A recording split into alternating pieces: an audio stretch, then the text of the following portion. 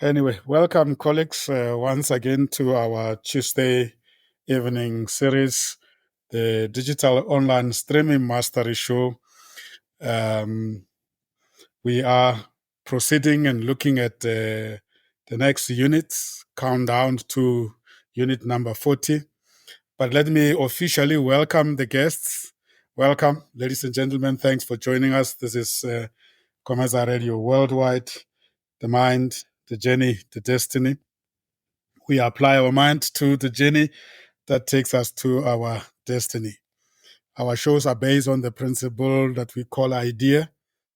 We inform and entertain, develop and educate, empower and support, associate and network. That's the idea. My name is Sam Zimmer, and I'm joined by the fellow co-hosts, Franz Ramutla, George Mutenda Zamera, Divesh Mutilal, and hopefully the other colleagues who are regular or what we call resident co-hosts, anchors will join. We are looking at unit number 32, Conduct 27, and we have titled Self-Understandings, Knowing Self and Your Guest, using the social intelligence themes as the discussion points. We had last week unit number 31, Conduct 26, looking at planning, organizing, and implementing. And we have said that once those are in place, the missing link is the guest. And the guest is not an object, the guest is a human being that must relate to us, that we must relate to, meaning that it's important to know ourselves and our guest.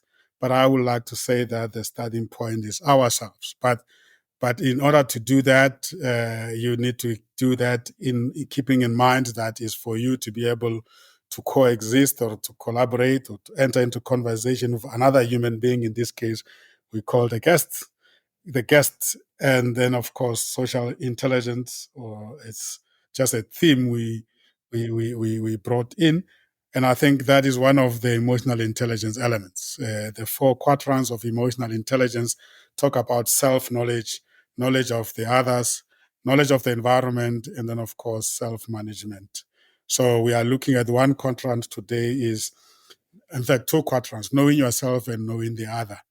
So that's really the angle we are approaching it. We don't want to be purely focused on just the do's and don'ts of the streaming, digital online streaming. We want to understand the whole system, and we are the add-ons, and the guest is the most important part of that. So yeah, let me once again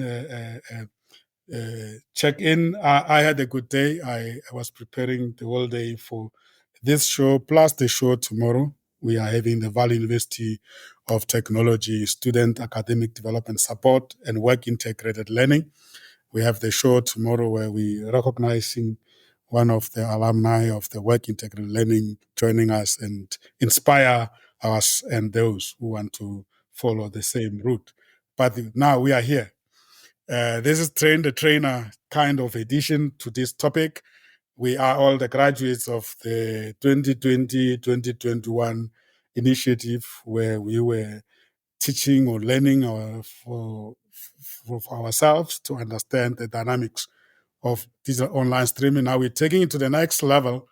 We want to be very conscious and very much aware and knowledgeable in terms of disseminating the experiences to the bigger sector. Very fast growing sector. Let me hold it there and ask the colleagues to also say a few opening remarks. Tadera Mudla, over to you. I saw your mic open and I thought you were ready to take it over from me. Yes, good afternoon, good evening, colleagues, good evening, listeners. Today I had a very cool day. Yeah, as a business person, today I had to deal with a legal issue but I won't disclose it. But it has got relevance to today's topic because it has something to deal with knowing myself and also knowing the client that I am servicing. It also have some emotional issues that calls for your application of your emotional intelligence. Because more often than not, they say when you are dealing with an issue, you must not bring your emotions in because then you will lose focus. And therefore, as today's theme is saying, is talking about knowing yourself and knowing others. Your response is going to be informed by the extent to which you know your client.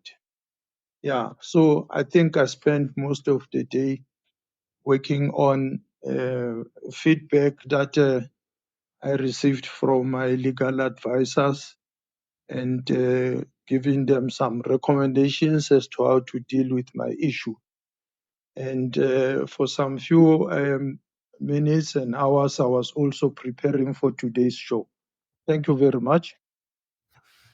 Thank you very much, Ndatara Mutla. Yeah, those are issues that we deal with in business. I hope everything goes well, and I hope you take good counsel and you do what they have advised you to do. Because when you are involved in matters, sometimes you are emotionally impacted, and you might be blinded by the emotions. Indeed, yes. Emotional intelligence is about those issues: self-knowledge, knowing yourself, knowing the others, self management, and then, of course, relationship management. So, yeah. Thank you very much for checking in, Tadra Mutla. Over to you, George. Right. Thank you very much, Sam, and welcome to our listeners and my co hosts. Today's topic really is, from my standpoint as a coach, as a very, very interesting topic, because in coaching, we talk about social intelligence. The ability to understand and manage human relationships effectively. I work with executives and leaders, and so social intelligence is very important in that space. Understanding your social cues, emotions, and the dynamics of social interactions. I remember, was it a year or 2 years ago, Sam, we had an EQ program, emotional intelligence program, with one of the service providers, and it required us to do homework and understanding self, and that's a very powerful thing, because whilst we're talking about broadcasting, this applies to all aspects of your life, whether it's in business or even relationships. It's a big part of it. So social intelligence, leaders who do well are leaders who understand this and take time to adjust their behaviors to obviously benefit their stakeholders. So yeah, welcome. I'm really looking forward to the episode tonight. Thank you. Beautiful. Indeed, George. And of course, in our own personal relationships, social intelligence comes in very handy. Yeah, indeed. Thank you, George. And over to you, Divesh. Yes. Check in and say hi to Yes. listeners. Evening, Sam, and evening, colleagues, and very good evening to the listeners. My name is Divesh. I'm a resident DJ at Cometsa, and as Sam had outlined in the beginning, I'm also one of the graduates of the Cometsa's digital online streaming mastery program, of which I wish I could give ourselves a big a round of applause. We're on Unit 32, Sam. Only 8 more to go. So excited about that, but equally excited once again, the topic which we're talking about tonight, social intelligence. It's an interesting one for me because government as well, businesses, as also what George had said, the focus has gone towards that of social capital. And of course, that of social intelligence is one area which is about navigating what social dynamics are in the environments in which you play and what interactions needs to take place within that environment. And although we were talking specifically tonight about our digital online streaming environment, uh, as we outline in most of our module that the do's and don'ts, the lessons that we share and engage with each other and enhance our own knowledge is applicable to other aspects of your life, your business, your relationships. So, although we're focusing on digital online streaming, indeed, I'm looking forward to the discussions tonight to see how we can align or apply those lessons to other aspects of our life. Thank you, Sam. Beautiful. Thank you. Divesh, once again, welcome listeners. I'm joined by Franz Ramutla, George Mutenda Zamera, Divesh Motilal. My name is Sam Zima. We are all co-hosts on this weekly show. It is a digital online streaming mastery show, Train the Trainer edition, but also focusing very much on capacitating and empowering our peers out in the industry, either involved in the audio streaming or video streaming, because we see there's a very fast growing industry that is going to shape up and come up with much more challenging as the technologies take charge. Yes, I see that Rabula is joined as well. You are still on the public platform, but feel free to move over. Let me also check in on behalf of our friend Ompile Lepile. Ompile is a fellow brother based in Paris, in France, studying there almost a year now, going into the second year. He has never missed any of our Tuesday events, so I'm sure he feels part of South Africa being that far. He says to us that, good evening, that SM, joining in on my laptop. The phone is kicking me out. The show is very interesting today. Looking forward in listening to social intelligence and knowledge, both the self and the guest. Very good for understanding purpose. My check-in today is well, and I had the opportunity to learn about Tunisia, its politics and issues as they are getting ready for their elections. Welcome, Ompile. We are glad to hear that you are able to hear us, even though you are not able to be with us in the virtual studio, but you are tuning in from your laptop. That's the most important thing. And keep on sharing with us and exchanging views. I see Rabula is also on the public platform. That Rabula, if you are able to come over to the virtual studio, please feel free to do so. Let me invite you over. And otherwise, yeah, let's unpack this topic. I like everybody else has said, I value this. I really think this is like the oxygen of our being, because we are social beings and we exist because we are human and we coexist with others. A number of times we have what we call the person inside and the person outside. And often what you see of me is the outside, but you don't necessarily know fully the inside unless I confide in you and I give you the opportunity to engage with me, and you give me feedback. So that is the whole idea, what social intelligence is all about. Darabula, as we jump onto the topic, feel free to greet the listeners and also share with us your anticipation into this topic, social intelligence, knowing yourself and knowing your guest as basics of Good evening, engagement. Sam, and good evening to the listeners. I don't know what's going on with my link this evening. So I end up going to the old links. I don't know. I can't find it. That's why perhaps I've joined in very late. I'm looking forward to the social intelligence topic because there's one of the aspects where it can either build you or destroy you. It's one of those little aspects you can utilize specifically for growth, where you can pick up as who you are and what you want to know about yourself. I'm looking forward to the conversation today. That's what I could say to the listener. Thank you, sir. Thank you, Rabudla. We are happy to have you on board, and thank you very much for joining. Yeah, the objectives of this conversation tonight are: one, to be aware of our behaviors as we coexist with other people; two, to learn to be empathetic with others; three, to learn the tools for active listening. We have had a topic on active listening. It keeps on coming back. This shows how critical listening is for social engagement. For effectively communicating interpersonally. I don't know how else one communicate other than interpersonally, but that's really what it is. And then the fifth is recognizing the various social cues.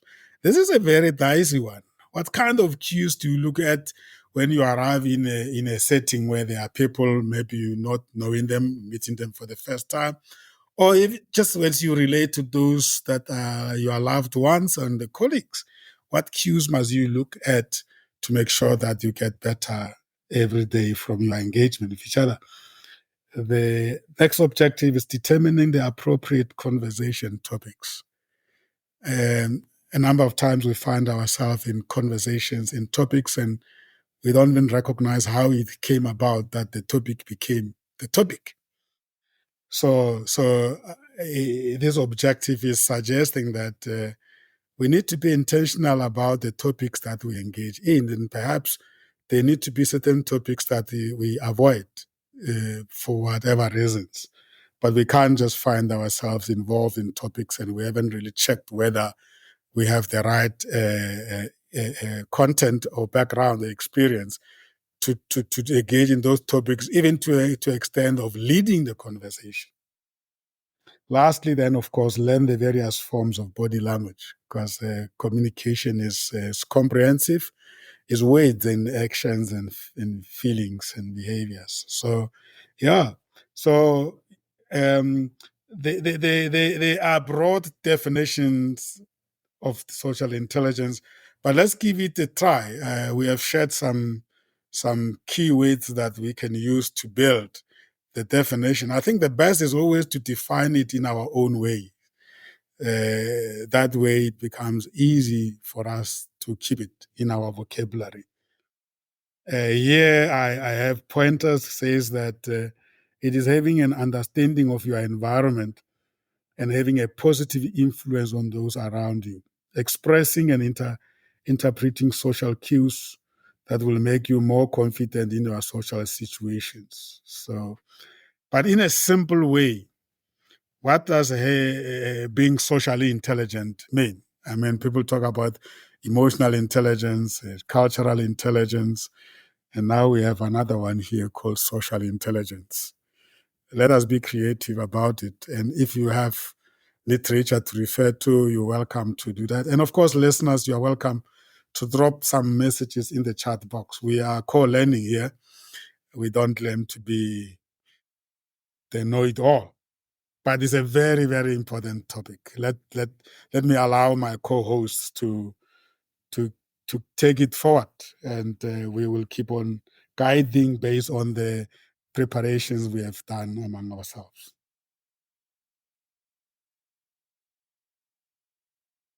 When you hear the word social intelligence, what comes to mind? So for me, it's to break it into two, right? The first is the social awareness, and then what they call social facility. Social awareness being the understanding of social cues, emotions, and the dynamics of social interactions. But before even going further, you remember there's a saying that we don't see things as they are. We see things as we are. And the importance of that is that when you talk about understanding social cues, emotions, etc., your own experience. That's what they call a paradigm. That's your values, your experiences, your beliefs, etc. That's the lens through which you see life. And therefore, so when we talk about social awareness, the starting point is understand yourself, so that when you are going to be interpreting social cues, always understand that you use your lens. And that's why you need to be slow to speak, because your lens might not actually be correct. But it's self-awareness is the first one. Then the social facility aspect is that the ability to interact smoothly with others.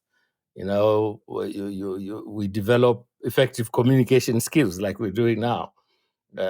Developing aspects like empathy, the program that that gentleman gave us about 2 years ago, and things like conflict resolution.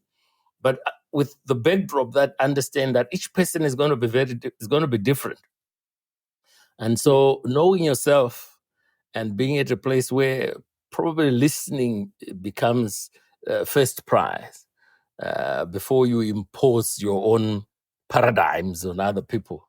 So from a coaching perspective, you always want to find out how the person sees the world, and then move from there to say how would they react with their own lens, as it were.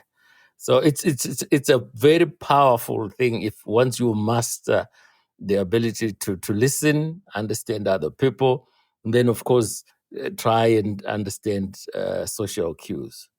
But it's a loaded subject. I enjoy it. Mm. Mm. So we come with a certain social awareness at different levels, and if you intentionally listen attentively, you are able to see the gaps that your lenses might be not covering, right? Right. And asking, you know, so someone makes a statement, and before you judge, you want to be able, I'm hearing that, what do you mean? Tell me a bit more. So that the person tells you what they mean before Mm. your interpretation based on your own values steps in. And that's just a very powerful thing to be able to do that.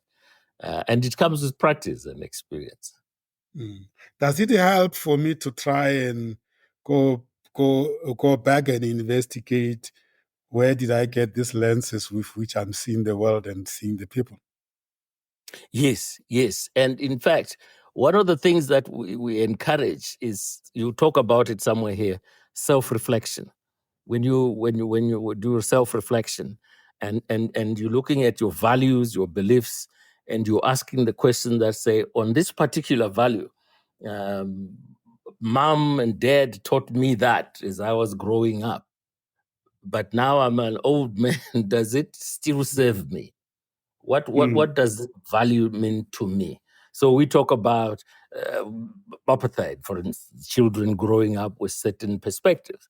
But when you grow up, you want then to reflect and say, does it serve me this? And of course, when you say, oh no, it doesn't, then you want to jettison it from your values package. And so you're always asking yourself questions. Does this still serve me? When I grew up, these were the things that were said about gender, about religion, whatever it is. Do they serve me today? And it's an ongoing thing until you until you leave this planet. Yeah. So George, we cannot deny our past, but we can only look at it and become better on condition we are prepared to. But what happens to those people that judge their past and want to deny it and disown it?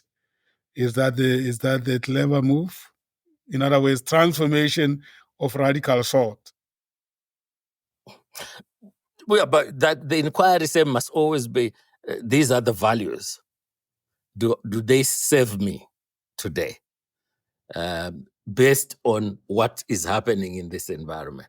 And being honest to yourself, I think there's somewhere there down there where you talk about all too often we lie to ourselves.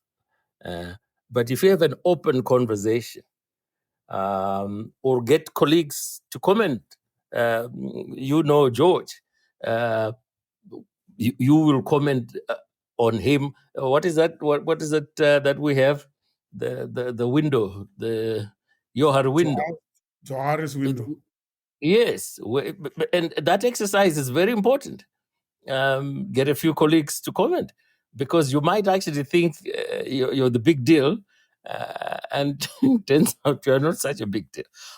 But then take that feedback in the spirit with which it comes, which is it will help to build you.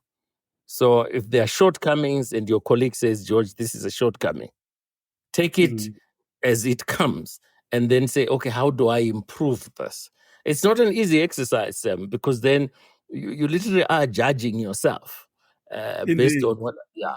But it's something that if you want to grow as a business, as an individual, etc., that feedback is a must. You must take it. You must seek it, and you must then change yourself accordingly. Wow. Rabula, George is delving into the topic of increasing our own self-awareness. Looking at some of the pointers here, which speaks to you mostly in terms of that. We talk about the removing or limiting self-deception. George touched on asking for feedback. And I guess George is implying also being open to change, because you don't necessarily disown your past, but be open to change as you get that feedback. And then I think we talk about also he touched on the point we are raising here, and that is a reflection on your actions. It's one of my favorite method of learning is to do journaling and reflect on what has happened in terms of action, feelings, and behaviors. But which one stand out for you mostly from this list, Rabula? One stand out mostly not to be confronted this alone is the skill or the knowledge or awareness of interpersonal skill. So how do you build what I call cooperative relationship? How do you maintain that? But be honest to yourself and be honest to the next person. Or in naturalism, more can use the summary of emotional intelligence. Be aware of all those things which are sitting next to you. Be aware of judgments and don't prejudge. But rather ask for clarification. Rather say explore more. And once you do that, it makes life much more easier as an individual to be able to manage that social interaction, that social intelligence, which you can put in there, or that portion of effective communication, which will clearly help you as an individual to grow beyond what is in front of you. Because if you don't grow, you end up being static, and be static, you end up having what you call artificial barriers for yourself. That feedback George mentioned helps you to break that artificial barrier. And I think in that space you be able in a position to manage those dynamics of social intelligence. I hear humility there, Rabula, from some of your statements. But you need to have that humility to want to be better rather than knowing it all. But life happens. I mean, when we are not under pressure, it's very nice to try to be good to each other. But life happens, and that's when your emotional intelligence level knowledge lets you down. How do we avoid that? If I come and poke you, and then I get to see the real Rabula. So some you are right. In terms of life happens, key to that is, can you ask yourself, is it really worth it to react, or can I rethink about it before I react? It's what I call practice makes perfect. It's not an overnight change. It's more to say that as an individual, be aware. For example, Uh-huh. one example which I often use is, do you know, road rage is one example. Yes. You are right as a driver. The next driver comes and disrupt your day. You become emotional on the spot. But if you calm down and then realize, oh, okay, this is an accident. Was it done deliberately or undeliberately? Then you start realizing there's no need for road rage. So you become aware of the triggers. Exactly. But it's practice makes perfect. It's not an overnight thing. Hence the topic, increasing your self-awareness. I like that. Yeah. So we Yeah. are not saying that it's just going to happen because you decided to become self-aware. It's going to No. need consciousness, effort, Mm-hmm. practice, until Mm-hmm. it becomes your way of being. That stop before you act. Mm-hmm. You'll do it several times, and then if you reflect, as George says, reflection, you realize that if I had taken few minutes before I reacted, responded, I could have dealt with it differently. You Differently, hurt yes. yourself, you get disappointed. Next time you try hard, you get it. The day you get it, it becomes almost your way of dealing with situations where your triggers are, are Exactly. put on. Mm-hmm. Great. So, Divesh, I like Kolb's learning cycle. I brought it up here in terms of reflection. I think this is one of the powerful models in the area of education that I've come across. That I think all of us we do it. We just don't call it a Kolb's learning cycle.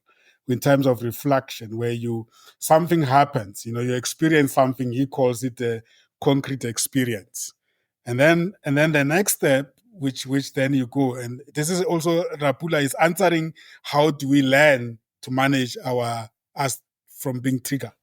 So they said there's something happen which is concrete experience. So you experience something, then you go into phase 2, which is a reflective observation. So you think about that experience.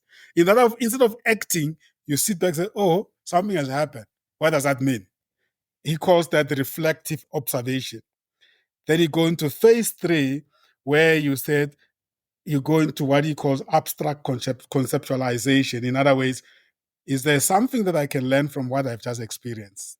That is the next stage to processing it in terms of thinking. You're now looking for lessons. If this person has behaved the way he has behaved, what does it mean? It's a road rage. What does it mean?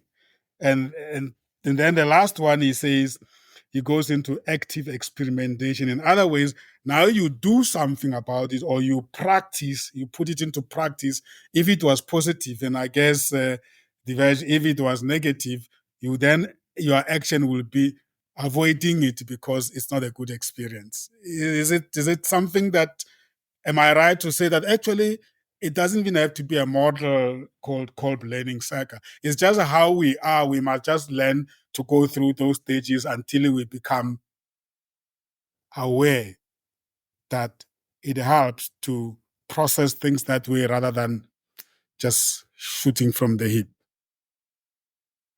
Yes, I agree with you, Sam. I just wanted, though, to take a few steps back. You had initially started off with trying to give a definition, not only for ourselves in the studio, but also for our listeners. I think that's important, that we give an understanding of, especially in the context of digital online streaming, what we deem social intelligence to be. And I believe we were building up to a definition uh, before we went into some of the details in terms of how we can strive towards having the actual social intelligence. If I may just take us back a few steps, Sam. You're welcome, indeed.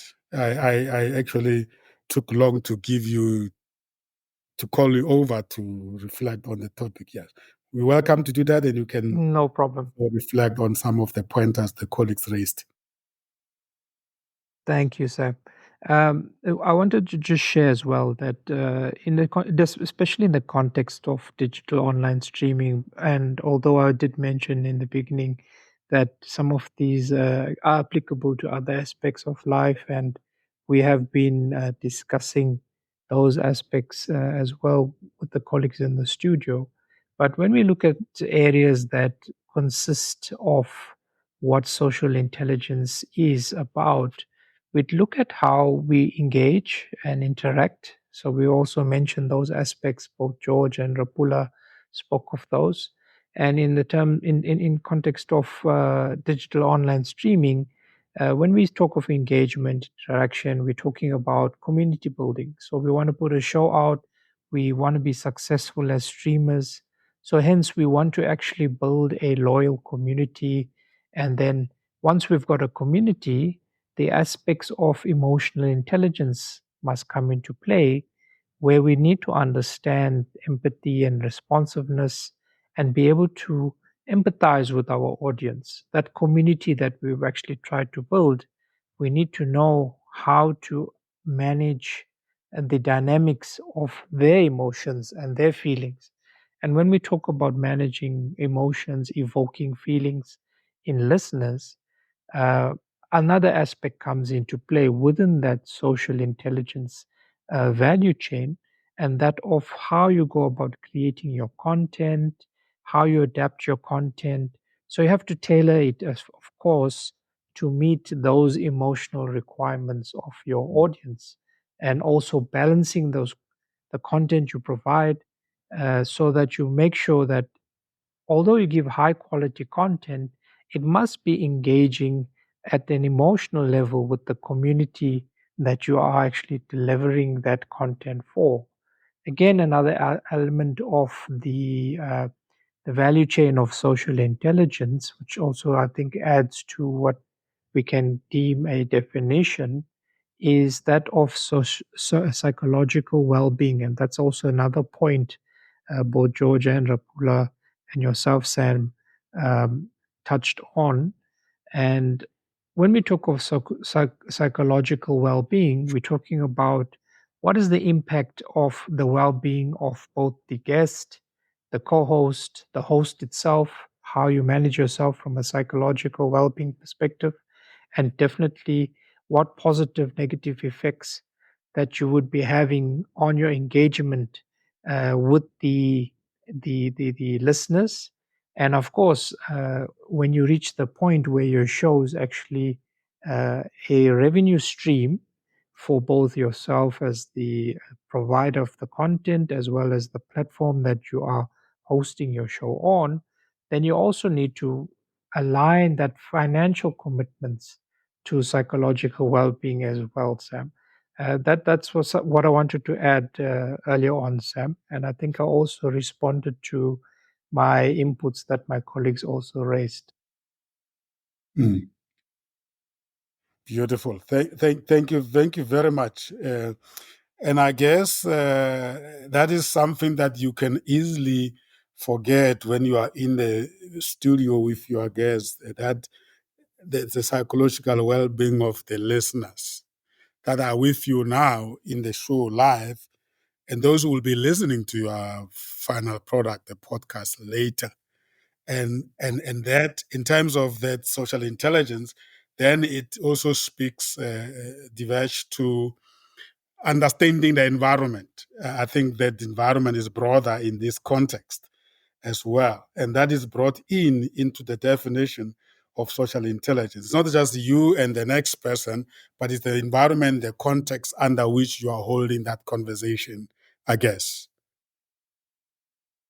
Yes, indeed, Sam. And the aspect of perhaps forgetting about the psychological well-being while you are in the studio with the guest, uh, I think that is a risk that can be mitigated by having that social intelligence aspects which I had outlined as part of your planning all the way from the beginning of selecting your topic for the show and being able to then select your guest at the back of your mind as part of your strategy in terms of the planning process. Social intelligence should be there in terms of guiding you towards mitigating the risk of having a show which you've got elements of social intelligence which is not engaging with the various stakeholders in the show, so the guest, the co-host, as well as the listeners, from a psychological well-being perspective. So I think it's important that we have these principles instilled in our planning process, so that we minimize the risk from it being realized while you're live in the show. And of course, yes, it's things that you will also build into yourself, into your own character, with practice, with time, as you go along. And as the colleagues have raised as well, one of the mechanisms of improving one's social intelligence is getting feedback from trustworthy people that you can who know you well enough to give you the correct feedback that you could use to improve on yourself. It's very important that you get it from a trustworthy person, because I think George also raised in the beginning, or not George, rather it was Franz who raised that your engagements, your feedback that you could get in terms of how you're performing from a social intelligence perspective could either grow your character or it can actually destroy you. Mm, mm. Beautiful, beautiful. George, you touched on one way of growing your self-awareness is that reflection that you have to do. I don't know how you reflect, but one example model of reflecting for me is journaling, or not even journaling, just sit down and write down what do you think the day was like. Or when we check in, it's also a way of reflecting. But do you want to deepen that a little bit or from a coaching perspective, where you want your client to gain much more self-knowledge through your intervention? Yeah, I think that the best way is just to develop the habit of journaling. Little things as they happen, and then take time out to really sit down, whether it's end of week or end of, some people do it even end of day. What are my lessons today? What did I pick up? I was going to add that in that process, the more you journal and give yourself feedback, the more you are now able to do what we call, what is it, implementation intention, where you know that this kind of behavior will trigger me, and therefore you will journal yourself and say, when this happens, I will do this. So, for instance, if you're short-tempered, for instance, when I get triggered, before I speak, I am going to count up to 10. That becomes it's an implementation intention. You are creating the moment, you're creating the leeway before you shoot off. And so it can be anything, whatever triggers you, you can create that buffer. But journaling, I find, is probably the most important for me. Yes, you can also listen to other people at the end of, ask a trustworthy colleague, how was I this week? If you're working on, let's just say your temper as an example. How was I on a Friday? They will say to you, no, you were okay, this. And the open ones will say to you, there were signs here and there. Because it's a process, and you're never going to get it 100% right. But the point is, because in what we do, as Devish keeps taking us back to the business of DJ broadcasting, what you're seeking to do is to create a following and to create long-term relationships. And the long-term relationships will only develop over time. But being conscious and intentional is literally the foundation of long-term relationships. By already asking for a feedback, George, you have started the process of transformation in yourself. Yes, Otherwise, because why will you be asking for feedback? That means you're already aware that there is something to gain if I ask people to give me feedback about my behavior or actions.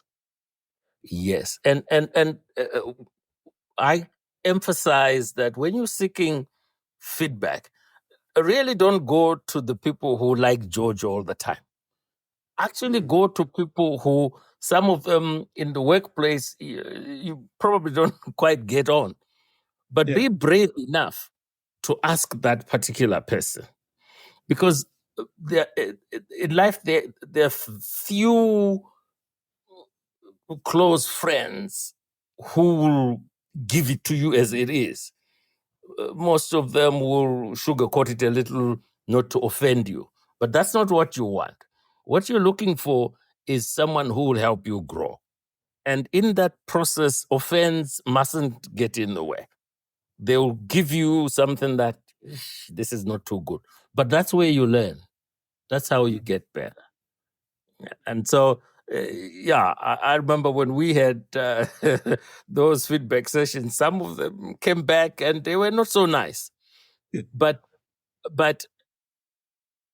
I learned a lot and would rather have that than all positive feedback, because there's nobody like that. There's nobody who's perfect in every way. Yeah. Indeed. Wow. Nadarapula, we hinted that empathy is part of social intelligence. Is one of the most important interpersonal skills, as it stated that it allows us to communicate better with others and increase our understanding of them. I had always thought that you have it or you don't have it. Can one cultivate it? You may have it, you may not have it. For key reason, your surroundings, your awareness will create a platform of empathy. If you grew in an environment where your weight is funnel, you never have empathy. If you grew up in an environment where you share, you'll have an empathy. But however, nothing is static. You can change where you don't have an empathy. So hence the issue of sharing becomes critical for you in the space of this social hyper, to be in a position to share the feeling of the others, to share the understanding of the others, and to listen, to be in their shoes so as to be able to be in the same path as they are, so as to take them with you or they take you with them. That's where the empathy kicks in. I'll keep on. I'll go back to an issue of an example again. Today I was listening on one of the radio stations where they spoke about AMA 2000 and the elderly people, especially in the education sector, where the MEC of education was saying, no, he's vibrant with the new teachers called the AMA 2000. They'll start making sure that the output of our kids at school becomes more different because they've got a lot of energy. And for me, in my interpretation, what you were saying was to say, it looks like the new generation will be teaching the new generation. Chances are they'll be the same feeling, same environment, understanding one another, so that they can share in order to grow together. That's how I interpreted where sitting. Said, oh, okay, maybe it's a new version. And the same thing was triggering when she was speaking from, if you recall back, the issue of WIL, work integrated learning. Yeah, where the elderly people believes when I speak to you, you look at me. The young guys, when they speak, they continue with their social or whatever they do in their phone, but while listening. So there is sort of a bridge. Am I sitting in that person's position or environment or a feeling or not? So that's how the transition comes in terms of either you have it, don't have it. It should not be sort of rigid that you don't have it. It's more What said, do be we aware. what do we do with those people that will purposefully abuse your empathy behavior, your empathetic behavior? That's when you as an individual, you'll be able to read that this person comes to me so that I can sit in his position and come or make sure it get calm. But when the situation are stable in his opinion, I don't see that person. At some stage, you'll go to what you call it, draw the lines. Say, no, I understand where you come from. We spoke about this once or twice or 30 times, but it looks like this is an abusive environment, or it looks like you're taking advantage.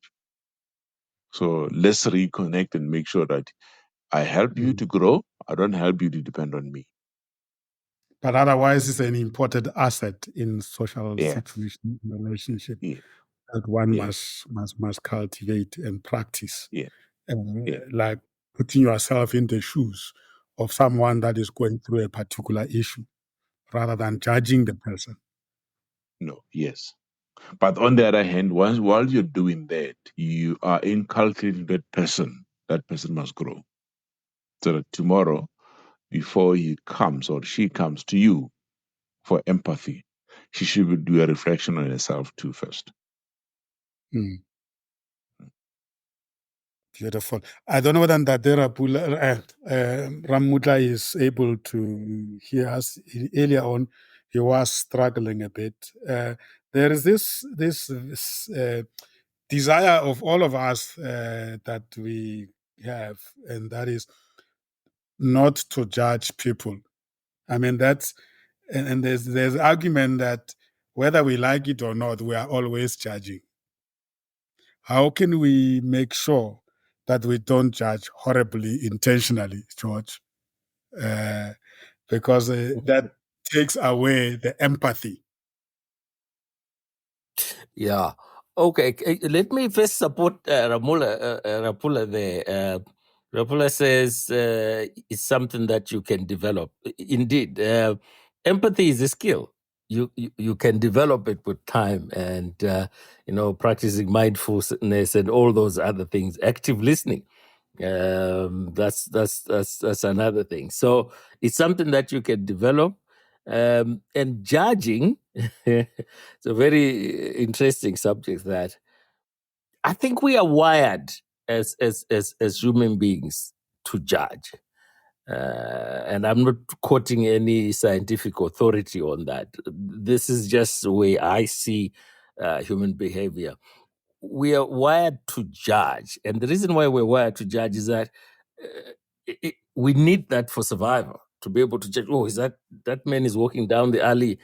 He looks a bit suspicious. I must run here and all that. But one must then be able to develop the ability not to judge every situation. There are situations where you need to judge because that's for your survival. Then there are situations where you listening actively, hear the other side before speaking. I remember with Stephen Covey was always listen to understand before being understood. Always seek to understand before being understood. That will help you to stop judging people. But inherently, as someone is making a statement, you are going to be judged. So you want to intentionally be telling yourself, no, let me hear, let me listen. So the more you're listening to the person exactly what they're saying, you don't have room to judge, right? Yeah. So Yeah. what you need to develop is the ability to listen actively. When you do that, it blocks your ability to judge. But And I guess the big challenge is the unconscious bias that kicks in when you don't want. Absolutely. We're back to those paradigms, your values at mom and dad, the schools that you went to, the experiences that you had.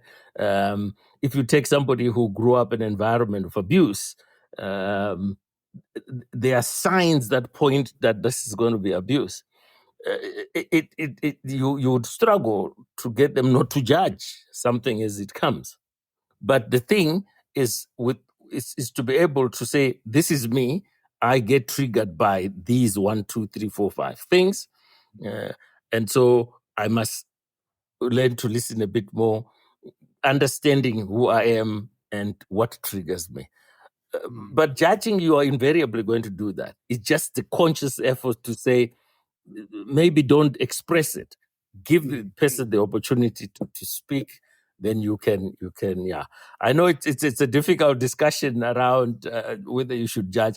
I've always held that people will judge, but I think self-awareness is getting to a place where we say, yes, I might judge, but I mustn't.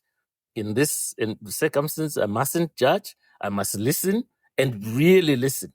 Ask questions to get clarity. What do you mean by that? How did you get there? And then judge at the end. But it's a skill that you actually have to practice. You must catch yourself judging and stop Oh, yes. restraining yourself. You are going to judge. Any reflection there from your side, Divesh? Yes, Sam. For me, I think it's important to have social judgment. How you deal with the judgment is more important than saying Yeah. that we should not judge. I Yeah. think social judgment's a natural part of human interaction. It's part of our cognition. As we said earlier on, we need to look at what are the social cues, what is the behavior, what is being said by the person.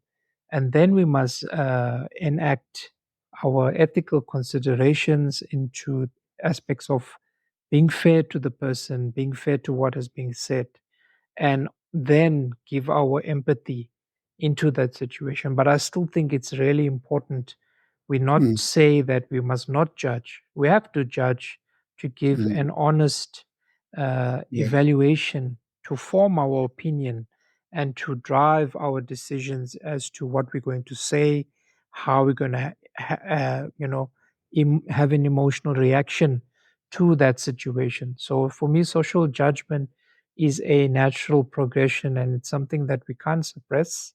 But how we act on that judgment is more important, sir. Yeah.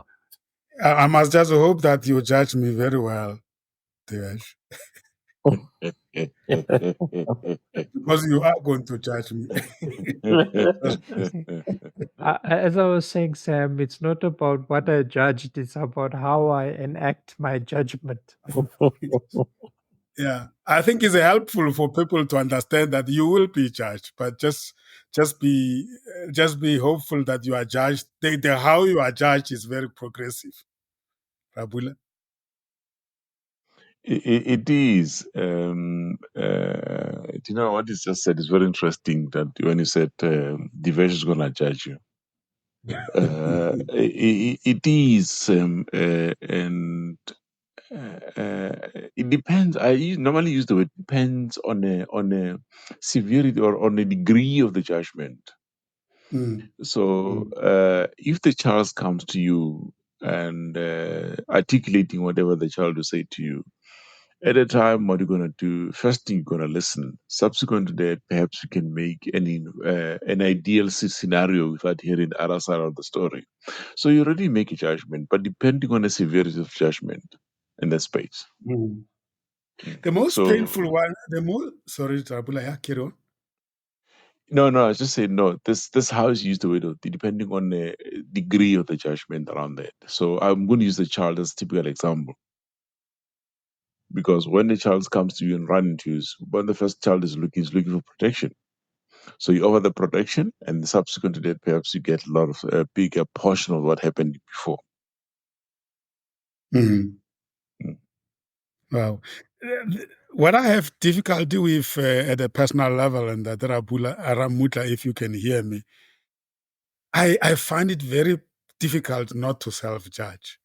And when I find myself self-judging and I reflect, I realize that actually it's not a good thing to do. Anyone who has battled with self-judgment, where you feel you have not been good enough or you feel you have let yourself down, and if it happens regularly, you feel like I'm failing, Divesh. Yeah, just so in terms of the example you put on the table at the moment, Sam. Again, my point I would like to raise is that having that self judgment is not the problem. Assessing yourself in terms of how you have performed is not the issue. The issue is whether you're being empathetic towards yourself, whether you're being fair towards yourself. For me, the social judgment is not the end, it's the process of assessing what has happened, how you've dealt with the situation. But the empathetic part and the fairness and trying to be positive in terms of being constructive in your judgment, that is the important part for me. So you should not be looking at social judgment from a negative perspective, but rather from a positive perspective. And even with the example Rapula mentioned with the kid, again, you got to be ethical. You got to have fairness towards who you're dealing with. You got to have empathy towards the feelings and perspectives of the person that you are judging, and you got to have compassion again in that situation. That maybe it's not a lesson that they need to learn right now, but you guide them towards learning that lesson in a different way, in a more compassionate way. So I think even with self judgment, Sam, I think it's important to self reflect, to judge your performance, but do it in an empathetic manner and do it in terms of having positive effects, Sam. And be realistic to oneself, George. Yes, I think it's been shown that we tend to judge ourselves rather harshly, much more than other people judge us and ourselves. And one of the reasons is the gap between our own expectation and the reality on the ground. And so discontent comes from setting goals that you don't achieve. Instead of setting achievable goals, you set unrealistic goals and then judge yourself unfairly. And so we tend to do that ourselves. We judge ourselves. And the reason we do that is we look across the road and say, but Sam is doing great. So how come I? So already what you're chasing and what you're able to achieve, there's a big gap there. I think the point that it's what you then do about it is the most important, Davish, there. That, okay, so I've judged myself, but what the next question should be what? What have I learned from this? And what am I going to do about it? Because it's one thing just judging yourself and then going off to sleep, quite another to judge and then say, okay, so what are the lessons here? How am I going to address them tomorrow? So that you become a better person tomorrow. So it's a learning experience every time. And I guess you need to be reminded all the time so that you don't keep on being harsh on yourself, like this particular conversation that we are having.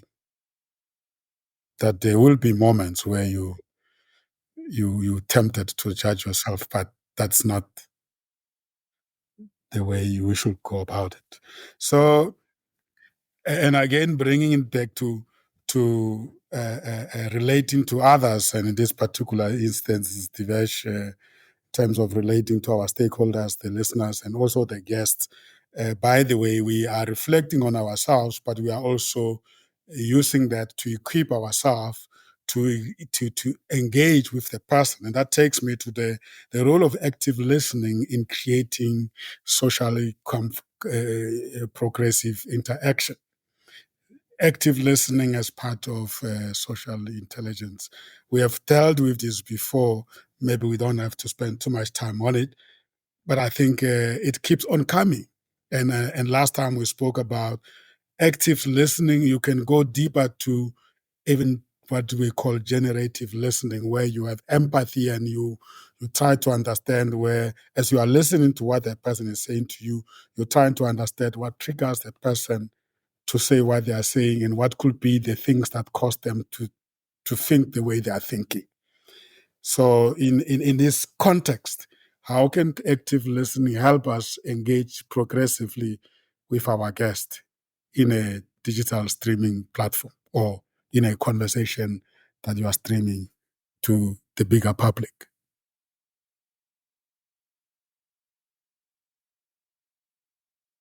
Divesh? I mean, our situation of digital online streaming, it's important then that when we say active listening, we don't just listen just to respond, but we rather listen to understand what is being said. And then in our mind, we can actually relate that in the best way possible so that our guests and the message is what the listeners are expecting to receive. So it's important in terms of active listening. But if we look at digital online streaming with a media perspective, so if we look at something like video streaming, there we've got the other aspect of observation, which we need to also pay attention. And these, of course, plays part of the social cues which we mentioned. So observation will look at again not only listening to understand, but also to watch people's body language within the social setting, look at their facial expressions, and also listening to the tone of the voice. Those are important aspects of social cues, which help. This, of course, helps you to develop and strengthen your social intelligence. Sam. Yeah, yeah, yeah. So we'll listen holistically, not to the words, but also to the body language, to the tonation and all that. And again, the same as with the previous topic, subtopic. It's a journey. It's a process. The intention must be there to learn to listen a little bit more and be observant, so that you get a bigger meaning from what is being said, and even understand the inner side of the source of the messages than just surface. So, and I guess, George, also in coaching, it can be quite very, very disempowering to lose the messages in your conversation with your client. Yeah, active listening. If you recall, I think way back in the 70s, there was a guy called Merabin. You remember Merabin? He came up with the 7-38-55 rule. It related specifically to discussions, conversations, expressing feelings and attitude. But basically, what he said then is when in conversation, where there's an incongruence between the verbal and non-verbal communication, 7% is the words, right? 38% is the tone, and 55 is the body language. So over 90% is non-verbal. And so in a coaching conversation where someone is expressing their feelings, yes, you hear the words, but active listening is actually listening to the tone of voice. Is actually looking at the body language. Is it pulling up back? Is it? It's for example, if someone is saying, "Ooh, I'm happy I've been promoted," that tone of voice, the words are, "I'm happy I've been promoted," but that tone of voice is far from it, and maybe slumping.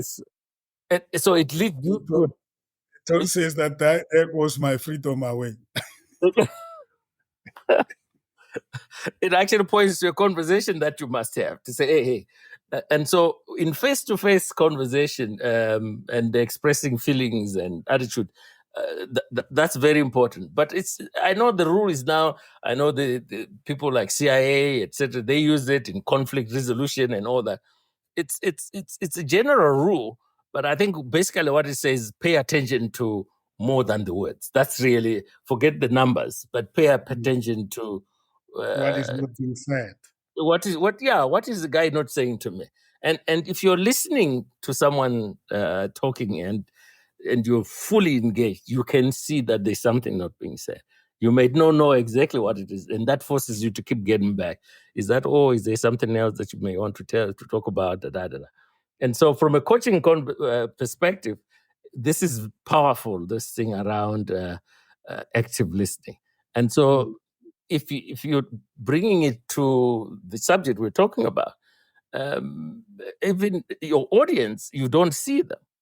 But if you have the opportunity to get their feedback, whether it's phone calls or whatever it is that they use to communicate, you really want to listen because you're there for them. Wow. So communication, that brings to the science of communication, bring us to the science of communication. Again, that's another topic that the whole series is actually communication. And I guess we keep on deepening it. It's a very difficult and easy, but very difficult to apply competency. But we are all able to at different levels, and I guess the level of awareness can only make us communicate better. And that brings me to what we started talking about earlier on about the social cues. What are those common social cues? They talk about they talk about it's like the open social cues and the closed social cues. I battle to associate them, which one belongs where, but like if I'm talking to somebody and then they fold their arms, and the reading of that could be that they're sort of like protecting themselves. That I could be wrong in reading that. Now, how clean are these social cues? How is culture sometimes? Absolutely, Sam. Can I just say this is a big one? Sorry, I jumped in there. Sorry. Yeah, feel free. But this is really such a big one. I went to Eswatini. It was Swaziland then. And we were buying something and talking to this lady behind the counter. And she won't look you in the eye. She will look the other way and hand you money looking the other side. Now, in the Western culture, there must be something wrong with this girl. Why is she? But because I understand that it's a form of respect, because I'm an older person, and she's a much younger girl, and therefore she's actually showing me respect. And so one must understand your social setting now when you interpret these social cues. And so that's why it makes it a bit more complex. Bearing in mind you have your paradigms, etc. But this is a very powerful one. That's why it's more important to listen and observe before you shoot your mouth off, because you may completely get it wrong and offend people.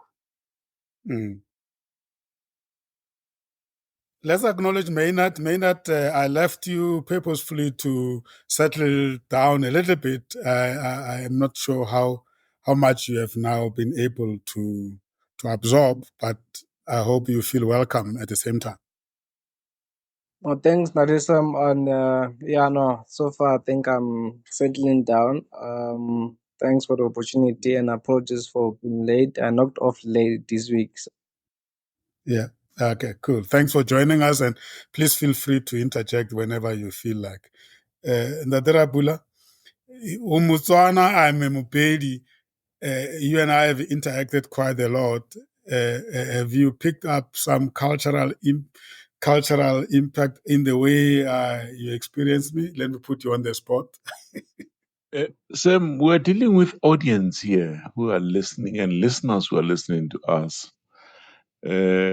probably our interaction is more professional than on unprofessional route. So probably we'll stick to the professional route.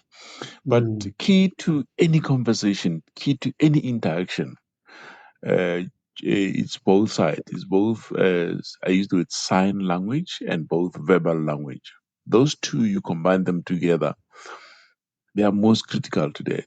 Hence, when this remote interaction started kicking in, there was this lot of jokes being put in. Somebody will put a dot or a doll in front of the laptop and go and sleep. We thinking that the person is listening or it's part of the conversation. So the dynamics of that starting key in terms of how do we take this to the next level. The key to both sides of the discussion was to say listening, listening, listening. And it's not only just listening, it's practice, practice, practice. Anything you want to achieve, the more you practice it, the more it becomes your norm. You don't even see it, you don't even feel it. Some of us are very lucky, Rabula, in that we are in the professions that makes this very practical and necessary. But what about those that every now and then they find themselves in a situation where they're rubbing shoulders with other people and they're not aware of this? In my engagement with entrepreneurs, I often say to them, you start at home. While you're at home with your family, with your kids, with your partners, with your brothers and sisters, that's where you're going to start. If you cannot start in that environment, probabilities are you'll struggle outside that. Even if you do have, sometimes we build what we call artificial barriers. I can build artificial barrier against Sam, and Sam without knowing it, that I do have that artificial barrier. Until somebody asks me a question of saying, why do you have an artificial Sam? Have you ever spoken to Sam about this artificial barrier? No. So Sam is sleeping peacefully. You don't. You see who's suffering is you. Why? You pick up something on the corridors or somewhere else around the lines and you build it yourself. You start building that artificial barrier. And that blocks in that cohesion, that social intelligence, that interaction, that empathy, it blocks in. But once you can perhaps engage with that and say, Sam, I had about 1, 2, 3, 4, 5. Please don't judge. I'm just what I had on the street. Yes. And Sam said, no, perhaps you heard it correctly. Perhaps no. This is just somebody built it out of that was never said, or that I've never said that. Do you know how much gates you open by just doing that statement only? Yeah. So with you, Sam, you want me to judge you? I won't judge you. But key element which I've learned us so far is find out where Sam. Find out where Sam. If Sam is busy in his line of work, engaging with customers, Sam won't answer you. And chances are Sam will be sitting next to somewhere else. Mine will be sitting in his what is in front of him, doing what you call his business. But when Sam is free on a Friday after 3, no, Sam will open up. So that is what we called. We become a social community, and I think George and Divesh. Let me go to Divesh. If you probably have reflection on the points that George and Rabula touched on, but I want us to talk about the role of building rapport as well, which is something we tend to not to take serious, but we have a certain relationship. We build rapport. That create an environment conducive for us to can be able to get away with certain things. But anyway, let me give you a chance to reflect, and also, colleagues, if you can look at that. I'm also watching time so that we don't miss the end time. But rapport for me is everything. It's a license to enter into spaces of people, social spaces of people. Yes, no, thank you, Sam. Just a reflection in terms of what we were discussing last few points. Um, Indeed, listening is very important and essential, but you have to obviously respond after you've listened to certain points or social cues. And what's very important from my perspective is you have to also improve your own conversational skills. There's no point that you've listened and you understood the points being raised very well. You've listened to the message being articulated very well. You've picked up with the social cues, but you cannot respond. Mm. You have to be able to improve your conversational skills and have a flow of of the information and the conversation, so you can then give that vibration back to your listeners. And in terms of improving that conversational skill, building that rapport, as you also mentioned, um, and Rapula said, practice with the family. But in this day and age, it's extremely easy to find a group somewhere. You got a social group or activity online. You can join clubs. You can find interest groups where you can then build that social interaction skills in that supportive environments. You can improve your conversational skills. You can build your social intelligence within the online space, particularly. Gone are the days where your only level of social interaction is the family around you, and sometimes you'll find that you can't even relate with your family because somehow the social fabric is very different. Even though you're in the same household, you can't relate to your sibling, for example. But in this day and age, I would say joining these social groups, online activity centers that interest you, is a very good opportunity for you to develop your social intelligence and, in particular, improve on your conversational skills as well as in your listening skills. Thank you. You are taking me back to the topic of networking, because at the end of the day, all those skills become very helpful as you network. And networking means finding those social groups or go to events where you meet others. Yes, correct, Sam. That's exactly where I was actually taking my cue from. Mm, mm. Beautiful. George, building rapport, it sounds easy, but it's a mammoth task, especially when you meet people for the first time. Where do you It is. start? It is. Yeah, I see from your notes there tips on conversations that can kick off that. And I think with the availability of social media and platforms, we are much more informed about the goings on around the world than we were. And so I think it's easier to kick off a conversation these days, uh, really just based on topics that are kind of trending, as it were. You suggest sports and all because those tend to be neutral and keeping away from American elections and all that.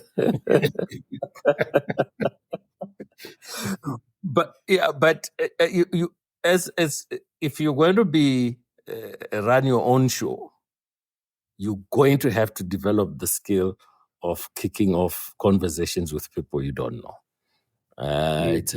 Starting off is going to be uncomfortable.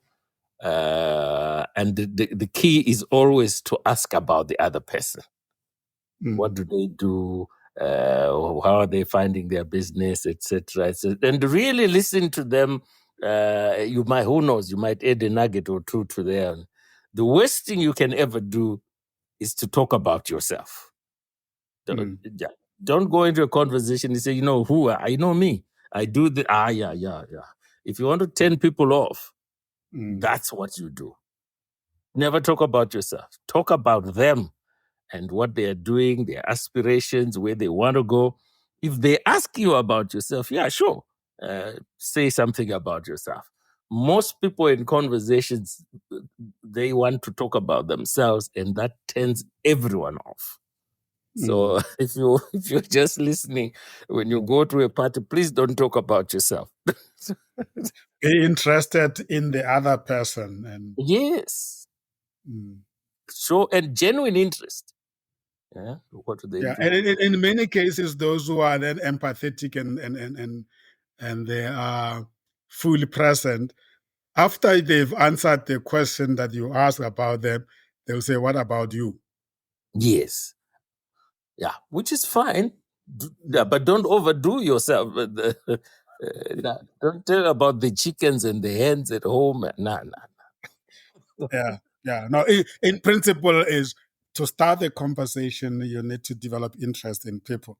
But I think Yes. building rapport, it also must be the intentional. You need to cultivate that over time, because especially if you meet regularly, that becomes very important. It can't happen on its own. We need to be intentional about it. Great.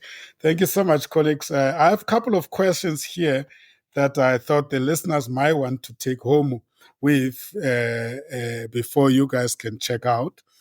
I put about 5 exercises, and just to reflect, don't think too hard about it, but the first exercise is about self-deception.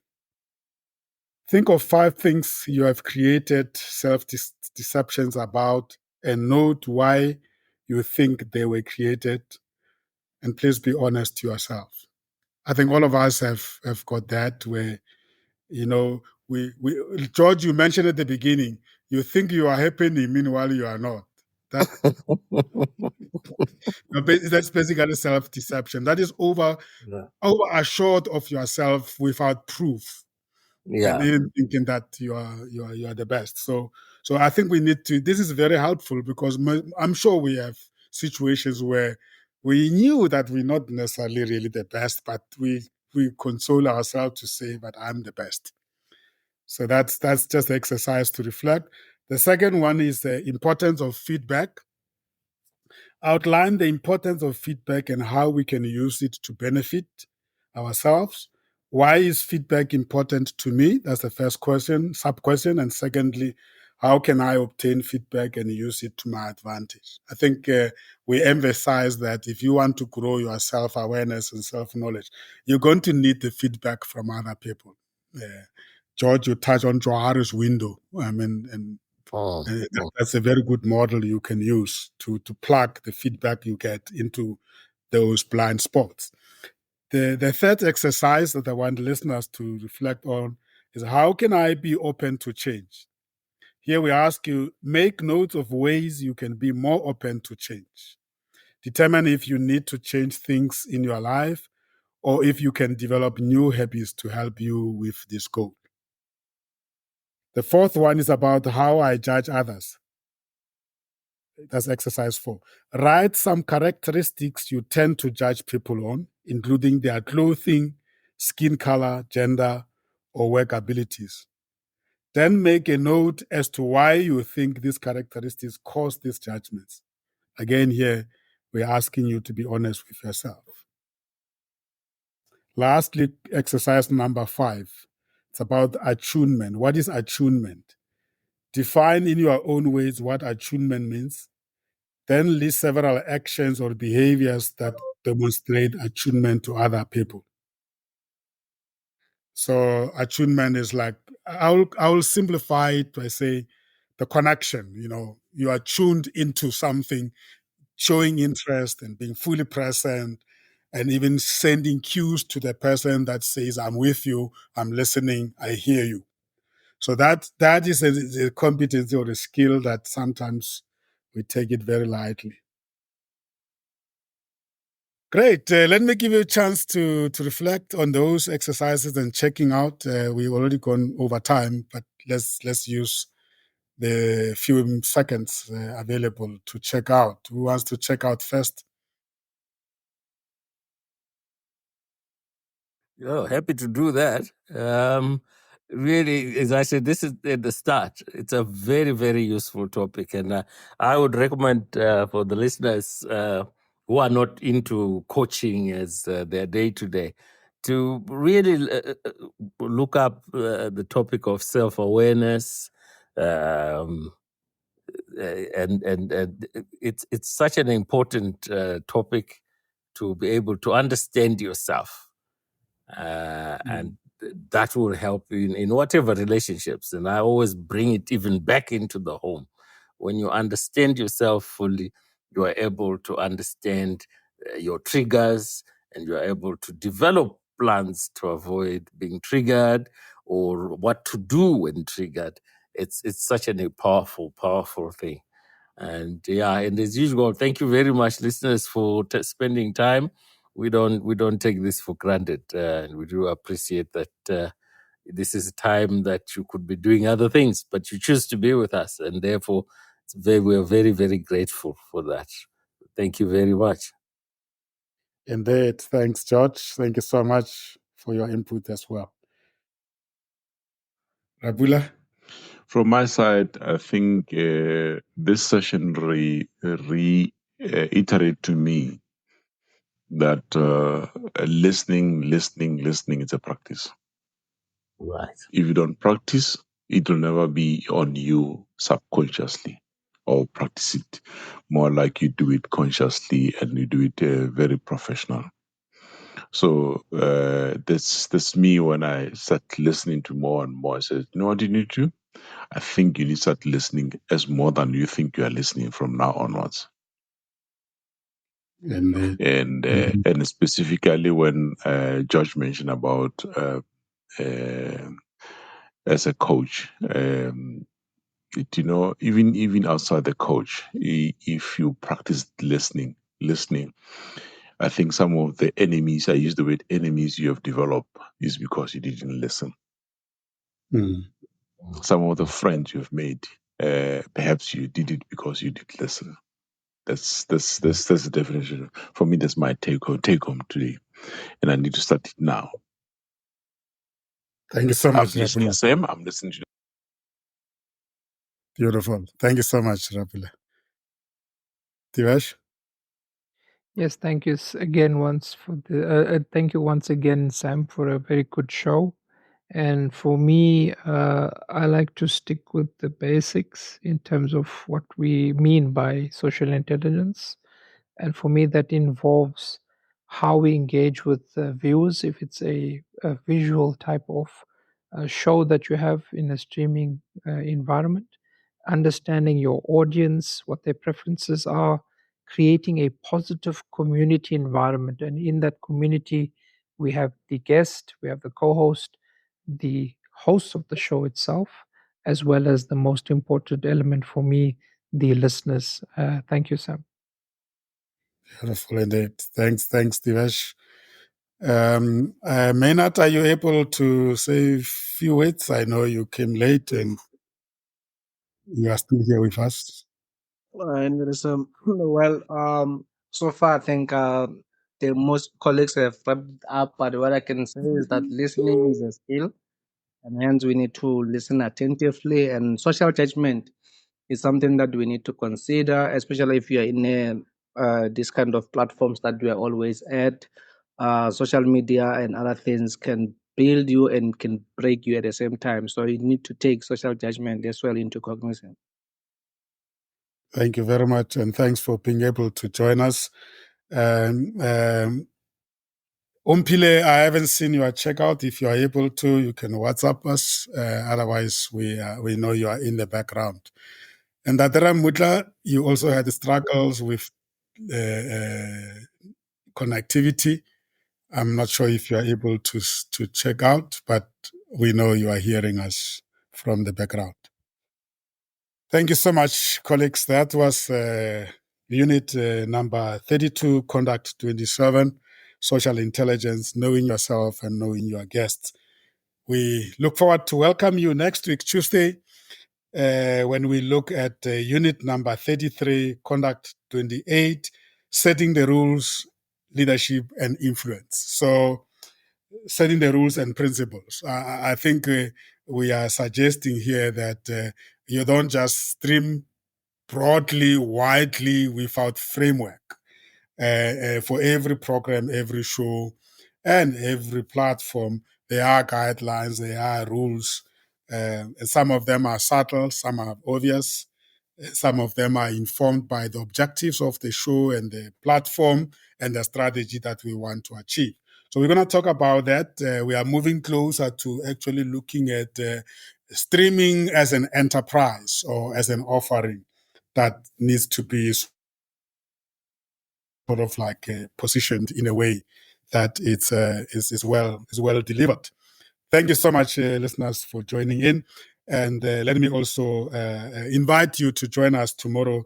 We have Valley University of Technology Student Academic Development Support and Work Integrated Learning show.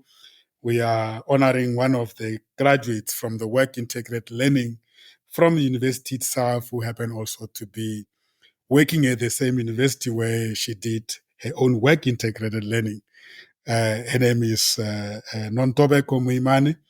She's a communications officer there, but we're going to be showcasing her and inspiring other students that are at the university and any other university who can benefit from participating in the work integrated learning programs. These are very important programs as they build bridges between the world of learning and the world of work.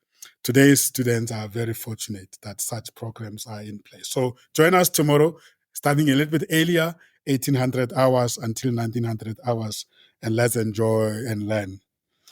My name is Semtima, and I was joined by our resident co-hosts, George Mutenta Tsamera, Divesh Motilal, Rabula Mudivane, Franz Ramutla, Maynard Maisela, and Ompile Liepile at the distance. And you, our listeners, our regular listeners, we are really grateful. And of course, the podcast from this show or the episode from this show will be available at insightsonlinepodcast.com. It's available on Amazon Music, at Spotify, at Apple Podcasts, at Samsung Podcasts, iHeart, Listening Notes, Boomplay, many other platforms. You can just put it there, Insight Online Podcast. You will listen to this episode and many others that we held in the past. But please join us tomorrow evening, 1800 hours South Africa Standard Time. And of course, next week, Tuesday, 1900 hours South Africa Standard Time. That was Comesa Radio Worldwide. The mind, the journey, the destiny. We apply our mind to the journey that takes us to our destiny. Our shows are based on the principle called the idea.